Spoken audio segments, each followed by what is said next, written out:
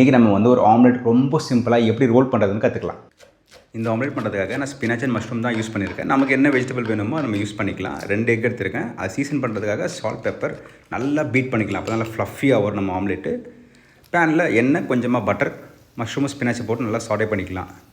இப்போ வந்து நம்ம மஷ்ரூம் ஸ்பினாச்சை லைட்டாக சீசன் பண்ணணும். அதுக்கு வந்து சால்ட்டும் க்ரஷ் பெப்பரும் போட்டுக்கலாம் நம்ம சீசன் பண்ணுறதுக்காக.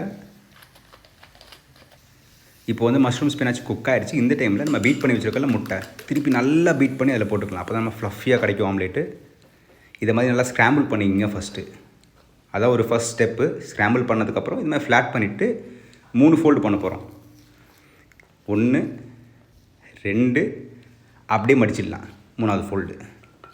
இதுக்கப்புறம் என்ன பண்ண போகிறோம்னா ஸ்லோவாக நம்ம ஆம்லேட்டை வந்து அப்படியே திருப்ப போகிறோம். அப்படியே கொஞ்சம் கொஞ்சமாக ரோல் பண்ண ஆரம்பித்தோன்னா ஒரு நல்ல ஒரு ஷேப் வந்து இப்படி தான் பார்த்தீங்களா, லைட்டாக அப்படியே திருப்பி விட்டோம்னா இது மாதிரி ஒரு ஷேப் வர ஆரம்பிச்சிடும். ஸ்லோவாக அப்படியே திருப்பினீங்கன்னா நம்ம ஆம்லேட்டுக்கு வந்து ஒரு பர்ஃபெக்டான ஒரு ஷேப் கிடைக்கும். இதை மாதிரி பண்ணுறதுனால நமக்கு வந்து வெளியே நல்ல கலர் கிடைக்கும், உள்ளே வந்து சாஃப்டாக இருக்கும் நம்ம ஆம்லேட். இப்போ கட் பண்ணி பார்த்துடலாமா? கட் பண்ணியாச்சு. வெளியே நல்ல வெள்ளனாக இருக்குது, உள்ளே பார்த்தீங்கன்னா சாஃப்டாக இருக்குது. And always remember this, everybody can cook, everybody has to cook.